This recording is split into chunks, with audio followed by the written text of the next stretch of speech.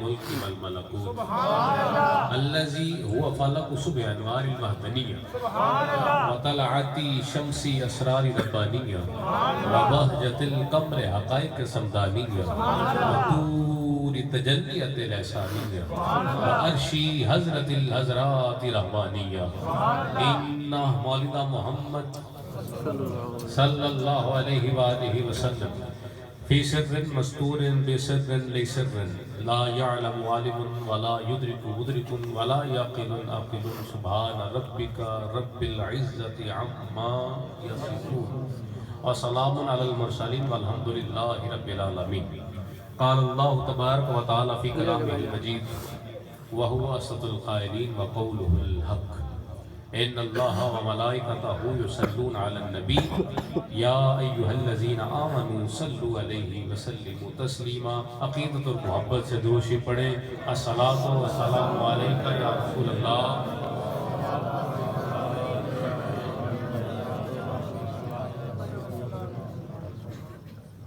بندہ پروردگار امت احمد نبی، یہ آپ کا اور میرا تعارف ہے، یہی ہمارا عقیدہ ہے اور اسی پہ ہم قائم رہے. بندہ پروردگار امت احمد نبی، دوست دارے چار یارم تابع اولاد علی. دوست دارے چار یارم تابع اولاد علی، مذہب حنفیہ دارم ملت حضرت خلیل.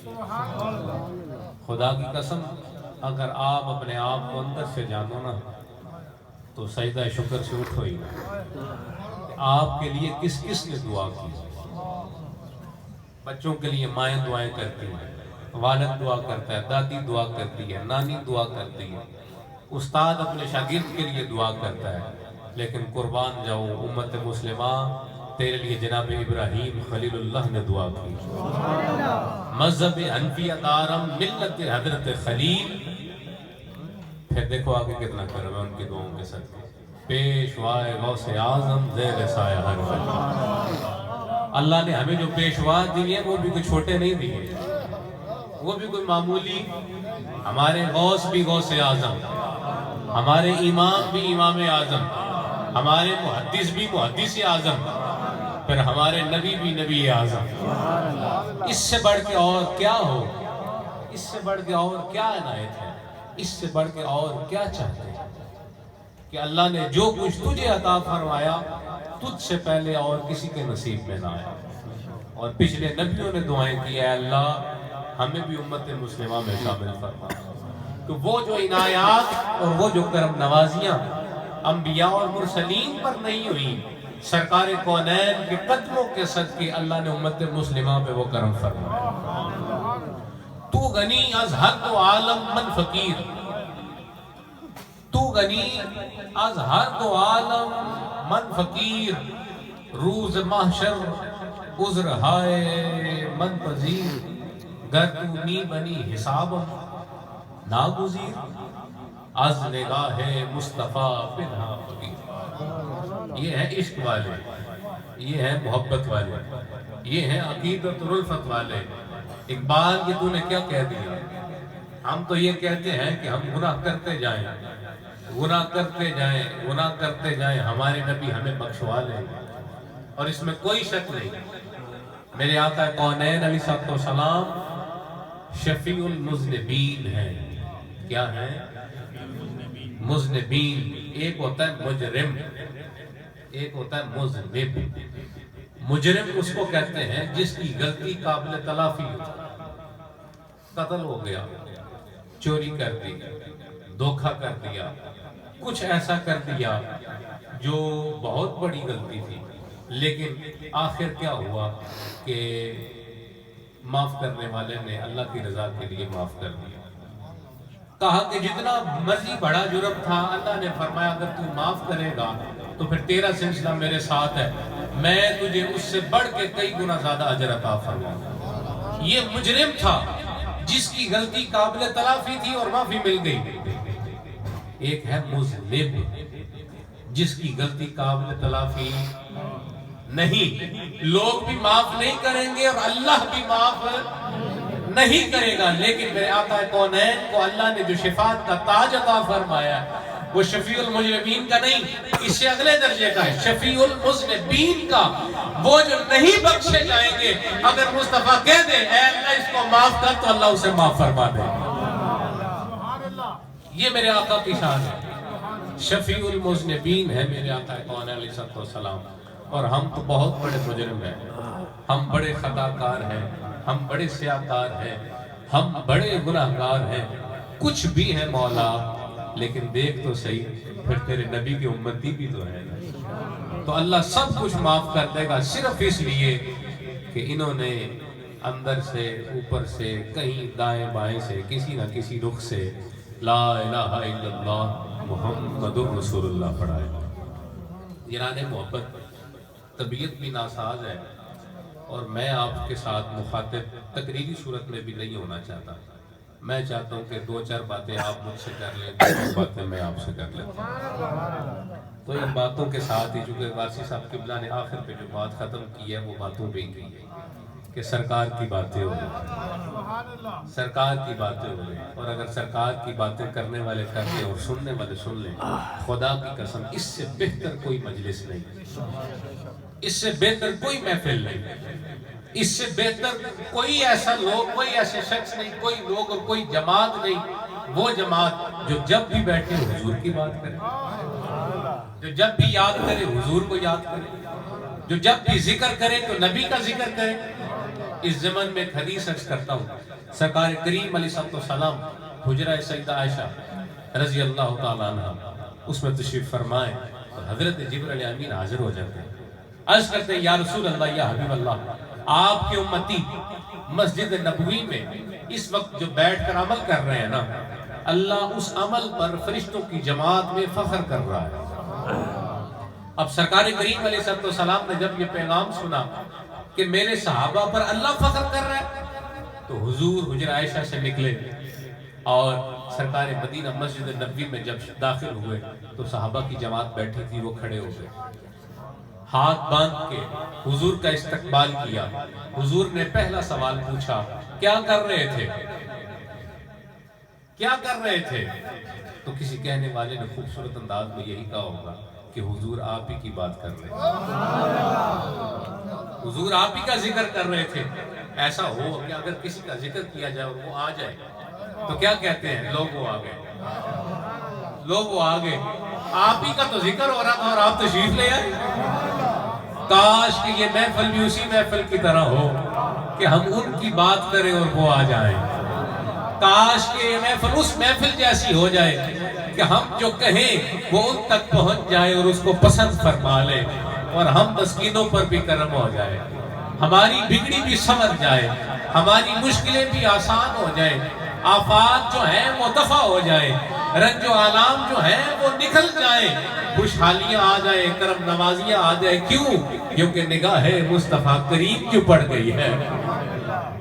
ایران محبت، صحابہ کہتے یا رسول اللہ بس آپ ہی کی تو بات ہو رہی ہے، آپ تشریف لے آئے۔ حضور نے پھر پوچھا، مجھے بتاؤ کیا کر رہے تھے؟ آج کی حضور آپ کا ذکر کر رہے تھے۔ حضور نے پھر تیسری بار پوچھا، بتاؤ تجھے قسم ہے کیا کر رہے تھے؟ اب یہ جو قسم ہے نا، ادھر محدثین کہتے ہیں یہ شک کی بنا پر نہیں، ہم قسم لیتے ہیں شک کی بنا پر۔ اگر کسی پر ہمیں یقین نہ ہو تو کہتے چل قسم چک، تو کہتا اللہ دی قسم ہے، پھر اسی من کر ہم شک کی بنا پر قسم لیتے ہیں۔ سرکار مدینہ نے شک کی بنا پر نہیں بلکہ یقین کی بنا پر قسم لی ہے، تاکہ کل کو آنے والے جو ہیں ان کو پتہ چل جائے کہ یہ جو عمل کر رہے تھے کوئی معمولی عمل نہیں تھا، اس عمل پہ اللہ بھی قسمیں دیتا ہے، مصطفیٰ کریم بھی قسمیں دیتے ہیں اور صحابہ بھی قسمیں دیتے ہیں۔ کہتے ہیں اللہ ہی واللہ یا رسول اللہ اس مالک کی قسم ہے جس کے قبضہ قدرت میں ہماری جان ہے۔ حضور ہم آپ ہی کو یاد کر رہے تھے۔ اب جب حضور نے مسکرا کر اس بات کو سن لیا، اب صحابہ نے ہمت کی اور عرض کیا یا رسول اللہ آج سے پہلے آپ نے کبھی ہم سے قسم نہیں دی، کبھی آپ نے ہم پہ ایسا نہیں شک کا اظہار نہیں کیا، جب کہ یہ شک کی بنا پر نہیں ہے۔ تو حضور یہ آپ نے جو قسم لی ہے یہ کیوں لی ہے؟ سرکار مدینہ علیہ السلام نے فرمایا تیرے لیے خوشخبری ہے، تیرے لیے خوشخبری ہے، اور یہ قسم اس لیے لی ہے کہ تجھے پتہ چل جائے کہ یہ خوشخبری کتنی بڑی ہے، یہ کوئی معمولی بات نہیں، یہ بہت بڑی بات ہے۔ یا رسول اللہ حکم فرمائے، آقا نعمت نے فرمایا کہ ابھی جبرائیل آئے تھے اور مجھے کہنے لگے کہ آپ کے صحابہ مسجد نبوی پر بیٹھ کر جو عمل کر رہے ہیں، اللہ اس عمل پر فرشتوں کی جماعت میں فخر کر رہا ہے۔ اچھا آپ فخر جانتے کیا ہو؟ فخر سمجھتے ہیں؟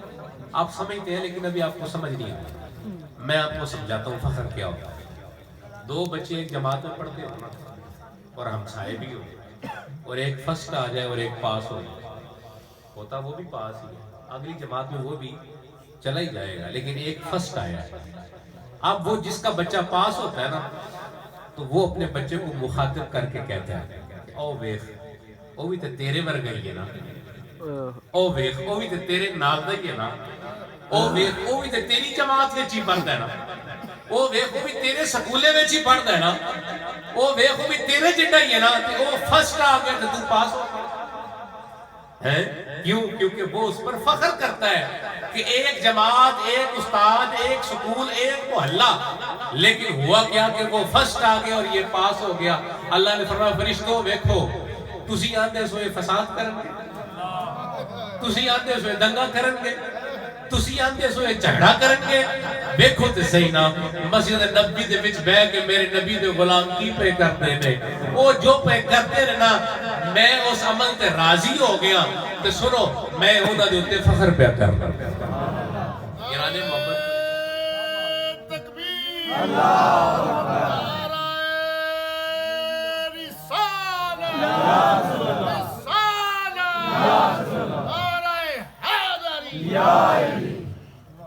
یعنی محمد یہ سرکار مدینہ کا ذکر ہے۔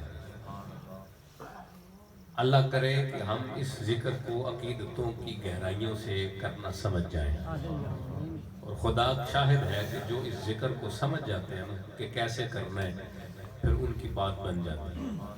اقبال ایویں نہیں لکھا کہ محمد سے وفا تو نے تو ہم تیرے ہیں، یہ جہاں چیز ہے کیا لوح و قلم تیرے ہیں۔ میں پوچھتا ہوں حضرت اقبال، کیا لوح و قلم پر تجھے اختیار تھا؟ کیا لوح و قلم پہ تجھے اختیار تھا؟ کیا عالمین پر تجھے اختیار تھا؟ تو پھر یہ اتنی بڑی بات کیوں کر رہے ہیں؟ تو کہتے ہیں میں نہیں کہہ رہا، کہنے والا کوئی اور ہے، قلم صرف اقبال ہے۔ اور کرنا کیا ہے؟ تجھے لوح بھی مل جائے گی، تجھے قلم بھی مل جائے گی، اور تجھے عالمین پر اختیار بھی مل جائے گا۔ یَمْحُ اللَّهُ مَا يَشَاءُ وَيُثْبِتُ عِندَهُ أُمُّ الْكِتَابِ، وہ لکھی ہوئی تقدیریں مٹا دے گا، کیونکہ ام الکتاب تو وہ ہے۔ تو وجہ کیا ہے؟ کیوں لکھی ہوئی تقدیریں مٹا دیتا ہے؟ کیوں کہنے والے کہہ جاتے ہیں اور پورا ہو جاتا ہے؟ وجہ کیا ہے کہ آج ہم نظارات پر کیوں جاتے ہیں؟ بات کیا ہے کہ ہم اولیاء کاملین سے عقیدت کیوں کرتے ہیں؟ کیوں ہم صالحین کو کہتے ہیں کہ ہمارے لیے دعا کرو؟ کیوں ہم بیت اللہ کا رخ کرتے ہیں؟ کیوں ہم روضہ رسول کا رخ کرتے ہیں؟ وجہ کیا ہے؟ صرف یہی وجہ ہے کہ انہوں نے محمد مصطفیٰ سے وفا کر دی ہے۔ اس وفا کے بدلے اللہ نے انعام یہ عطا فرمایا کہ اگر کوئی ان کی قبر کے قریب سے گزر جائے نا تو اللہ اس پر بھی کرم فرما دیتا ہے۔ یاران محبت، ایک شیخ ہے حضرت عبد الرحمن جامی، ایک ڈاکٹر ہے، ایک علامہ ہے، ایک پروفیسر ہے، ایک مفکر ہے، حضرت اقبال۔ آج ہم تو جب ارادہ کرتے ہیں وہ ہمیں بلا لیتے ہیں، ہم جب نیت کرتے ہیں وہ اسباب فرما دیتے ہیں، لیکن ایک عبد الرحمن جامی تھے۔ اختصار کے ساتھ عرض کرتا ہوں کہ کئی بار مدینہ طیبہ جانے کی کوشش کی، کئی بار رخ کیا کہ مدینہ طیبہ چلا جاؤں، گنبد خضرا کو دیکھ حضور کی بارگاہ میں حاضر ہو جاؤں، لیکن کیا ہے کہ رستے میں روک دیا، بکریوں کے ساتھ بکری بن گئے، جانوروں کے ساتھ جانور بن گئے، خود کو نیچے سے نیچے لے گئے کہ خود کو جتنا مرضی کے ران ہوں لیکن کاش کے مدینہ پہنچ جاؤں۔ لیکن ہوتا کیا ہے کہ وہ جو پہرے دار ہیں وہ پکڑ لیتے ہیں کہ عبد الرحمن تجھے اجازت نہیں، عبد الرحمن تجھے اجازت نہیں۔ یا رسول اللہ یا حبیب اللہ میں تو آپ کا غلام ہوں، حضور میں تو آپ کا دیوانہ ہوں، حضور میں تو آپ کو یاد کرتا ہوں، حضور مجھے کیوں نہیں اجازت؟ پھر ارادہ کرتے ہیں کہ چلو اس بار پھر کوشش کرتا ہوں۔ گورنر مدینہ جو ہے اس کو حکم ہو جاتا ہے کہ آج پھر چیک پوسٹ لگاؤ، وہ غلام پھر آ رہا ہے۔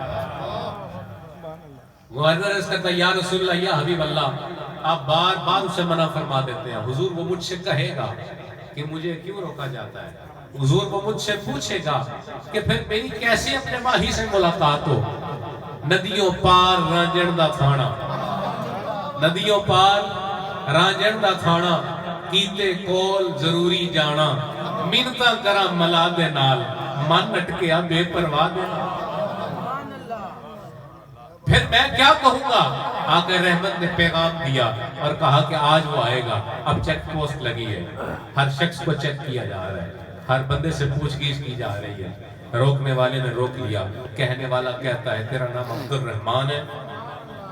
عبد الرحمن جابی خاموش ہے، ہاں کہوں تو پھر پھنسوں، نہ کروں تو پھر مروں، تو کروں تو کیا کروں، نہ ہاں کر سکتا ہوں نہ کر سکتا ہوں، خاموش ہے۔ پھر وہ کہتا ہے تیرا نام عبد الرحمن ہے؟ خاموش ہے۔ کہا تجھے جامی کہتے ہیں؟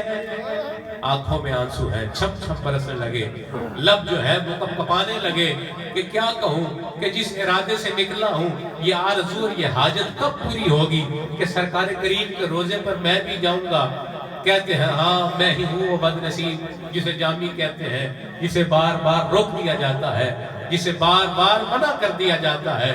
گورنر مدینہ کہتا ہے جامی پریشان نہ ہو، تجھے روک لیا گیا ہے لیکن تیرے لیے خوشخبری ہے، تیرے لیے رسول پاک کا پیغام ہے۔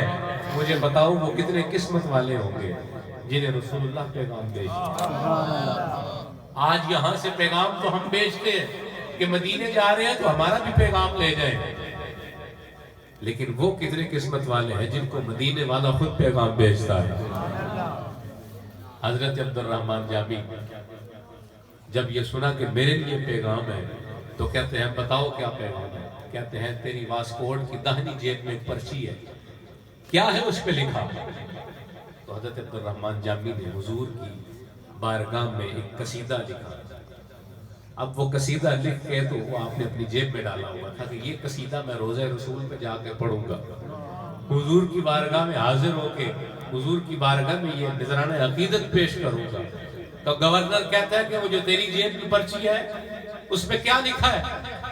عبد الرحمن جامی کہتے ہیں کہ میرے حضور کی شان لکھی ہے۔ کہا پھر لوٹ جاؤ۔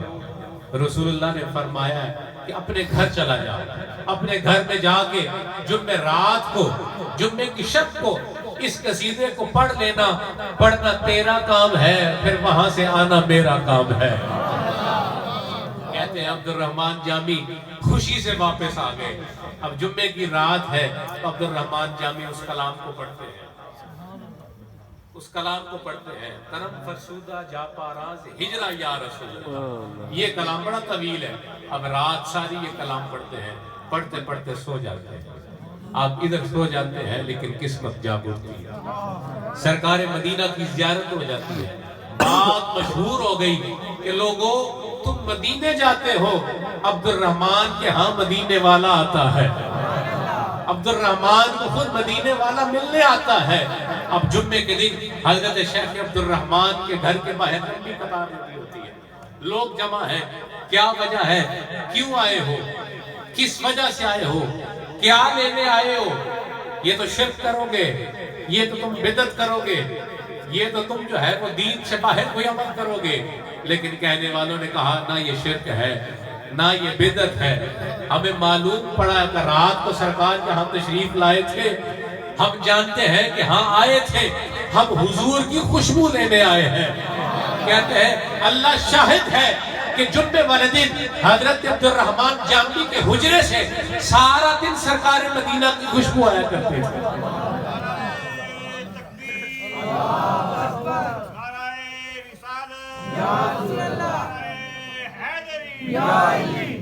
ارے لوگ آتے سرکار مدینہ کی خوشبو کو لیتے، सूंघते, महजूज होते, वजन पे आते, झूमते और चले जाते और फिर इंतजार करते कि कब जुम्मा आएगा, फिर इंतजार करते कि कब जुम्मा आएगा। इसी तरह हजरत इकबाल, इलामा इकबाल एक बहुत बड़ा नाम, काश कि हम इकबाल को समझ जाएं। अगियार आज भी खौफजदा है हजरत इकबाल से, आज भी डरते हैं कि इकबाल की फिक्र कहीं ये कौम ले ना ले। ये 9 नवंबर की 9 जो है इकबाल डे है, उसकी छुट्टी क्यों खत्म की गई है कि यंगस्टर और नौजवान जो है ये इकबाल को भूल जाए, इकबाल के नाम को अपने जहन से निकाल दे। क्यों? क्योंकि जब जब इकबाल को पढ़ेंगे तो ये पढ़ेंगे लौह भी तू, कलम भी तू, तेरा वजूद अल किताब, गुम्बदे आबगीन रंग तेरे मुहीत पर आबाद। जब जब ये इकबाल पढ़ेंगे तो ये पढ़ेंगे निगाह इश्क व मस्ती में वही अव्वल, वही आखिर, वही यासीन, वही ताहा, वही कुरान, वही फुरकान। अरे जब जब ये इकबाल पढ़ेंगे तो ये पढ़ेंगे कि मोहम्मद से वफा तूने तो हम तेरे हैं, ये जहां चीज है क्या लोहो कदम तेरे है। जब जब ये इकबाल पढ़ेंगे तो ये पढ़ेंगे तेरे इश्क की इंतहा चाहता हूँ, मेरी सादगी देख मैं क्या चाहता हूँ। ये जन्नत मुबारक रहे जाहिदों को, ये जन्नत मुबारक रहे जाहिदों को कि मैं आपका सामना चाहता हूँ, तेरे इश्क की इंतहा चाहता हूँ, मेरी सादगी देख मैं क्या। अरे ये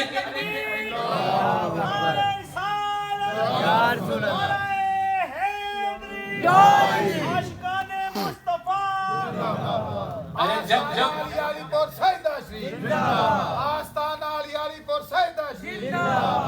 जब जब ये इकबाल पढ़ेंगे इश्क़े मुस्तफा की हरारत मिलेगी, इश्क़े मुस्तफा मिलेगा, मजलिस मुस्तफा का ज़ौक़ मिलेगा, सरकार मदीना की गुलामी पर मटमिरना मिलेगा। तो क्यों ना इकबाल ही इनके दिल से निकाल दो, इकबाल ही इनको भुला दो। वो हजरत इकबाल जिनके घर पे हजरत ख्वाजा मोइनुद्दीन आते थे, वो हजरत इकबाल जिनके घर दाता साहब आते थे। बात करूंगा तो बात बढ़ जाएगी।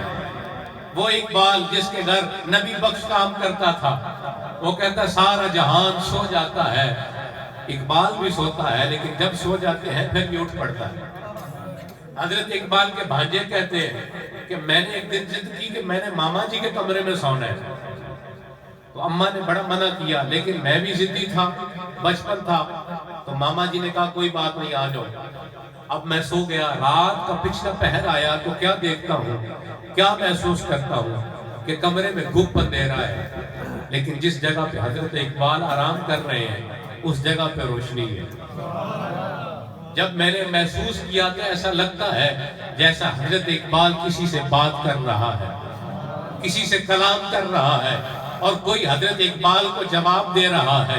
ये पूछता चला जा रहा है, वो बताता चला जा रहा है, कहने वाला कहता चला जा रहा है, इकबाल सुनता चला जाता है। जब मैंने होश में आके पूछा मामा जी आप जाग रहे हैं, तो एकदम से आवाजें खत्म हो गई, खामोशी होगी और हजरत इकबाल के खराटों की आवाज आ रही। मैं समझा कि ये मेरा वहम था, लेकिन जब हजरत इकबाल ने पर्दा किया तो मालूम पड़ा कि वहम नहीं था, ये हकीकत थी कि इकबाल किसी से रात को कलाम करता था।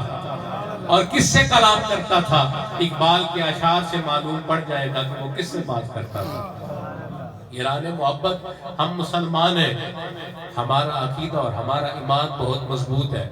वो तुम्हारी किसी शय से नहीं डरते, वो उनको तुम्हारा मजाइल उनके सामने कोई माना नहीं रखता।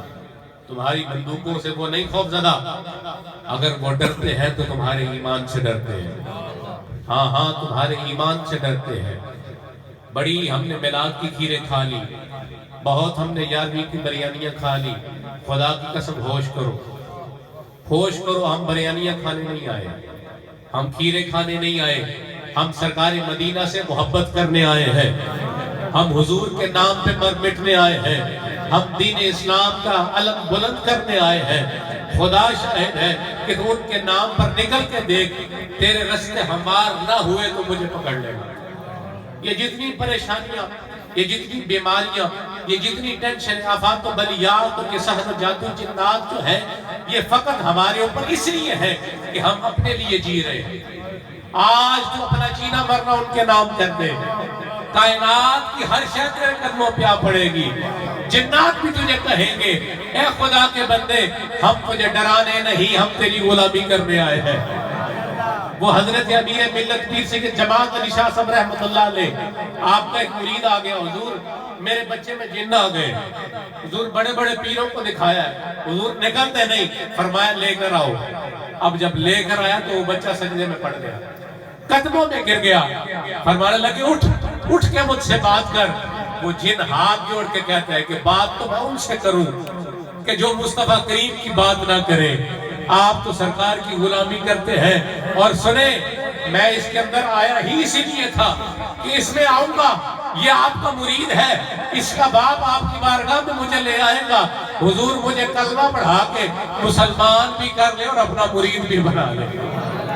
یارو یہ کائنات تو ہے جو ان کی غلامی میں آ جاتی ہے، جو مصطفیٰ کریم کے غلام بن جاتے ہیں۔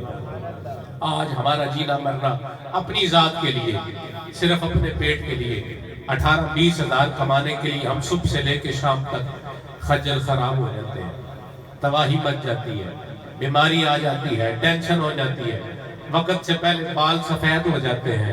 ارے ناداں چھوڑ اس چکر کو، آج سرکار مدینہ کی غلامی میں۔ میں تجھے بتاؤں وہ حضرت عبد الرحمن بن عوف، ہاں خدا کی قسم اتنے بڑے مالدار کہ آج تک اتنا مال کسی کے پاس نہیں۔ میں شہر مدینہ میں گیا، ایک جگہ سے رستہ بند تھا تو ہم نے دوسرا چکر لیا۔ اب جب ایک چکر لیا تو بہت ساری بڑی بلڈنگ تھی، اس کے اوپر لکھا ہے وقف فندق عثمان بن عفان، کہ یہ جو فندق ہے، یہ جو ہوٹل ہے، یہ حضرت عثمان کے نام وقف ہے۔ میرے ساتھ ایک مدینہ طیبہ کے ساتھی تھے، میں نے کہا یہ ہوٹل یہ انہوں نے حضرت عثمان کے نام وقف کیا ہے، یہ کس نے کیا ہے؟ شاید ان کا کوئی غلام ہو، شاید ان سے کوئی محبت کرنے والا ہو۔ وہ کہنے لگا نہیں جناب، یہ جس جگہ پہ یہ ہوٹل بنا ہے یہ جگہ حضرت عثمان ذی النورین کی ہے۔ آج بھی اس کی رجسٹری جو ہے، اس کی رجسٹری حضرت عثمان کے نام بولتی ہے۔ یہ ہوٹل جو ہے یہ حضرت عثمان کا ہوٹل ہے، اس میں جو قبروں کا کرایہ آتا ہے وہ حضرت عثمان بن عفان کے بینک میں جاتا ہے، ان کا اکاؤنٹ بنا ہوا ہے۔ میں نے کہا اچھا تو پھر کیا یہ مال ان کی اولاد کو جاتا ہے؟ یہ مال کن کو جاتا ہے؟ کہتا ہے کسی کو نہیں جاتا، یہ مال ان کے اکاؤنٹ میں جمع ہوتا ہے، 5 رکنی کمیٹی ہے، وہ 5 لوگ مل کر دستخط کرتے ہیں اور یہ مال پھر خیرات کیا جاتا ہے۔ میں نے کہا واہ عثمان بن عفان، واہ عثمان بن عفان، واہ عثمان بن عفان۔ میرے نبی نے کہا کہ مسجد نبوی کے لیے جگہ چاہیے، کون ہے جو مال دے گا؟ عثمان کھڑے ہو، حضور میں مال دیتا ہوں۔ آقا رحمت نے فرمایا عثمان فی الجنہ، عثمان تو جنتی ہے، تو بیٹھ جا، کسی اور کو موقع دے۔ اب پھر عثمان بیٹھ گئے، حضور نے پھر فرمایا کون ہے جو مسجد نبوی خریدے گا، جو جگہ خریدے گا؟ پھر عثمان کھڑے ہو جائے، عثمان فی الجنہ، عثمان تو جنتی ہے، تو کیوں کھڑا ہوتا ہے؟ تو بیٹھ جا، کسی اور کو موقع دے۔ حضور نے پھر فرمایا کون ہے جو مال دے گا؟ پھر عثمان کھڑے ہو۔ آقا رحمت نے فرمایا عثمان فی الجنہ، ارے تو جنتی ہے، تو بیٹھ جا۔ عثمان بن عفان ہاتھ جوڑتے ہیں، یا رسول اللہ، یا حبیب اللہ۔ بار بار کھڑے ہونے کا مقصد یہ ہے کہ میرے آقا بولی لگائے اور بولی خالی چلی جائے۔ کہیں کل کو کوئی لکھنے والا یہ نہ لکھے کہ نبی دین کے لیے مال چاہ رہا تھا تو کوئی دینے والا نہیں تھا۔ لکھنے والا جب لکھے یہی لکھے کہ جب نبی نے آواز بلند کی عثمان غنی سب سے آگے۔ سرکار مدینہ کی دعا کا اثر ہے کہ آج بھی حضرت عثمان کی باغ موجود ہے، کھجوریں جا رہی ہیں۔ آج بھی سلمان فارسی کے باغ موجود ہے، کھجوریں بک رہی ہیں۔ آج بھی ان کی پراپرٹیاں موجود ہیں اور ان کے نام پہ اکاؤنٹ بنے ہیں، اور وہ سارا پیسہ جو ہے وہ خیرات کیا جاتا ہے۔ یاران محبت، یہ وہ لوگ ہیں جنہوں نے اپنا تن، من، دھن، ہر شے سرکار کی بارگاہ میں ایسے پیش کر دی۔ لیکن اللہ نے کیا کیا؟ کہا لوگ سمجھیں گے کہ انہوں نے سب کچھ دے دیا، اب یہ کنگال ہو گئے، بھوکے ہو گئے. نہیں، ان کا رب ان کو قیامت تک کے لیے سخی کر دے گا، غریب بنا دے گا. ارے تو اور میں مر جائے، ہمارے اکاؤنٹ فریز ہو جاتے ہیں، ہماری پراپرٹیاں منتقل ہو جاتی ہیں، ہمارے بینک رک جاتے ہیں، ہماری چیزیں ختم ہو جاتی ہیں. یہ سرکار کے غلام ہیں جنہوں نے حضور سے وفا کی، قیامت تک ان کے نام چلتے رہیں گے، ان کے بینک چلتے رہیں گے.